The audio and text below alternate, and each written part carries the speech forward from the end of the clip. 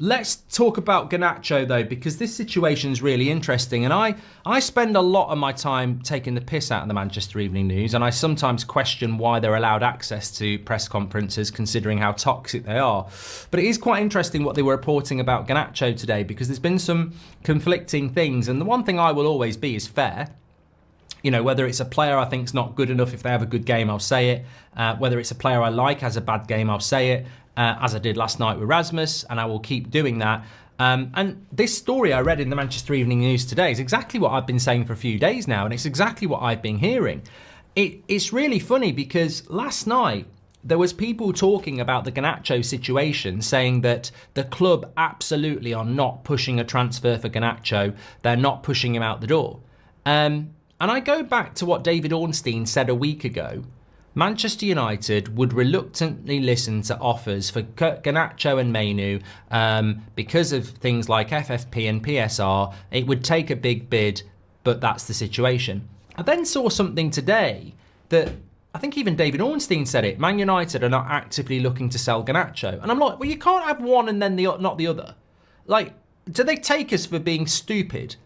Manchester United are pushing Garnacho out the door. That's what's happening. Or anybody else they can get money for. The bottom line is, Man United have got no money.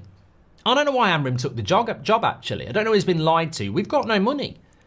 That's the bottom line. The reason they keep talking about PSR and FFP is because they're going to sell somebody. I disagree that we haven't got any money, by the way, but that's a different conversation. I think there are ways that Man United can get money into that football club, numerous ways they can get money into that football club without selling a homegrown player. But the reality is they are actively looking to sell Garnacho. What they're trying to do is make out they're not, but do it. And to me, that's just cowardly. I know for a fact, and it even says it in the Manchester Evening News, that Garnacho is not pushing to leave Man United. All this talk about personal terms agreed and he wants to go, it's a load of nonsense. It's Man United who put players up for sale. Last summer, Garnacho, Rasmus, Mainu were not for sale. And now, suddenly in January, well, reluctantly they are. What does that even mean?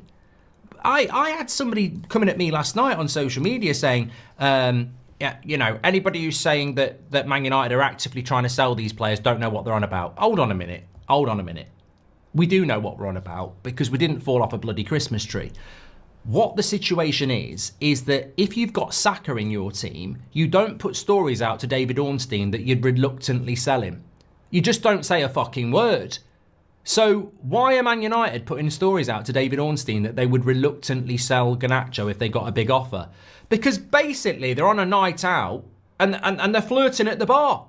Who's going to buy me a drink? I am married, but if someone wants to buy me a drink and they're good looking, hey ho, here we go. The chuff's coming out. And I'm like, or might not be a chuff. Actually, let's not be sexist. It could be a man. Anyway, look, stop digging. The point is, I can't believe how naive some people are, because that I've literally seen people I actually think are quite intelligent going, Man United aren't actively trying to sell Garnacho. They're not. I'm like, hold on a minute. As I said before, if they weren't actively trying to sell Garnacho or Mainu or anybody else, why aren't they keeping their mouth shut? Like Man City are keeping their mouth shut about Phil Foden, or Newcastle are keeping their mouth shut about Anthony Gordon, or Aston Villa are keeping their mouth shut about John McGinn.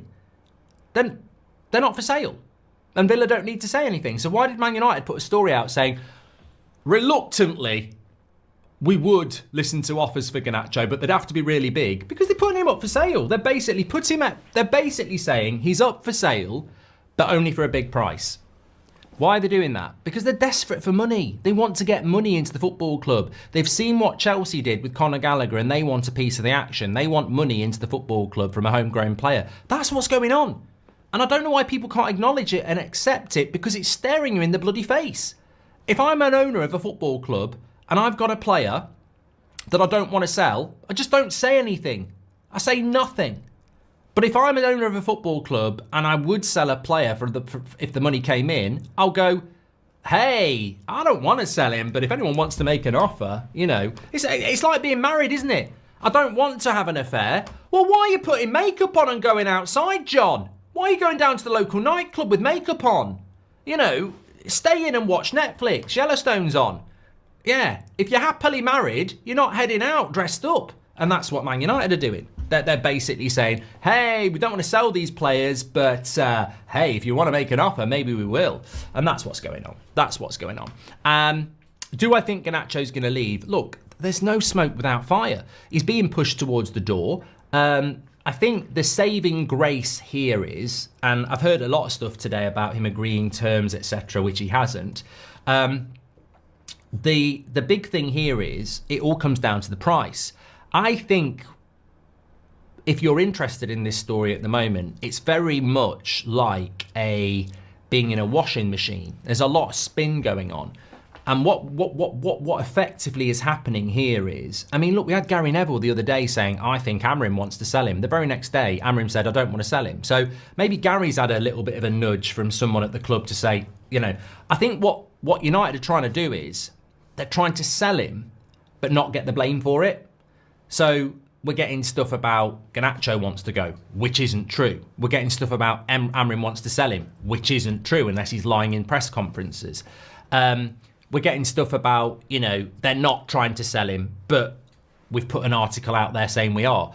I think this is just a spin. I mean, I understand why they're doing it.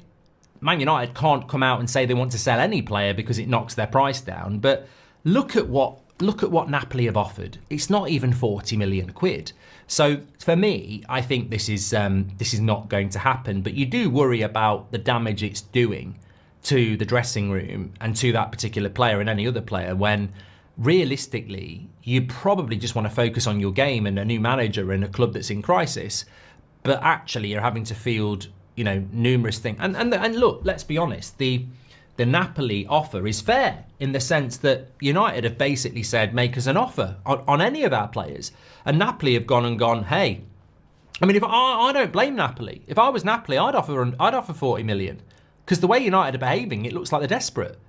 Oh, yeah, we reluctantly listen to offers, but they better be big. I mean, I'd be going, well, I'll give you 40 million for Garnacho then. Oh, no, we want 70. Well, fuck off. I'm not going to pay that. But so I don't blame Napoli going in low.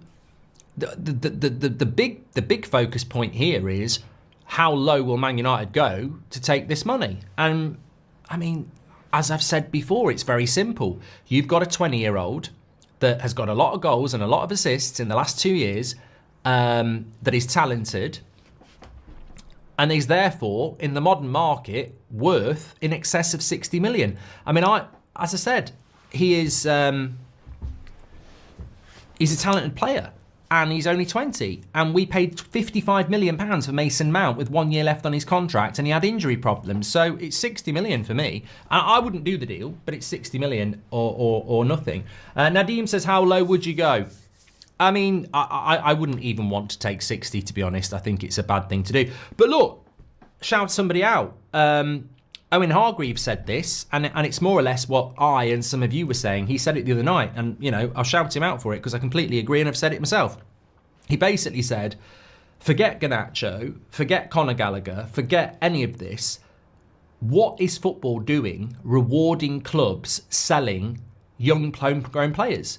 You know, you think about the history of football, you think about the Busby Babes, you think about the class of 92, and I know that's very Man United centric, but this is the United Stand. There will be other options. Look at the Busby Babes, look at the class of 92. They are the two most, you know, spoken words probably in Man United's history, up there with George Best, Dennis Law, Sir Bobby Charlton, Sir Matt Busby, and a few others. But Busby Babes, class of 92, everybody knows what they are. It's Manchester United, and it's youth, it's homegrown. So what does the Premier League decide to do? We're gonna mess around with financial fair play rules, and we're gonna make it more advantageous for clubs to sell their young homegrown players. Effectively putting a pin in the past and popping it, because it doesn't make sense. And Owen Hargreaves was saying this, and he's absolutely spot on. You have the class of 92, you have the Busby Babes, but then the current transfer rules reward clubs for selling those players. The equivalent of what we're facing is that if Man United were in trouble with the class of 92, you'd be looking at Scholes, Butt, Beckham, Giggs, and selling them over shit players that you've bought or players that are, coming towards the end of their careers. It's wrong. It's really, really wrong. But Goldbridge, that's the end of the clip. I'm sure you enjoyed it. In fact, I bet that's the best clip you've ever watched. So there's no reason not to subscribe to the channel. Click the bell icon so you never miss a clip again. In fact, smash a like on the video because we all know only legends like videos and you are all legends. So please smash a like on the video and we will see you again on the next one. Thank you very much for watching as always.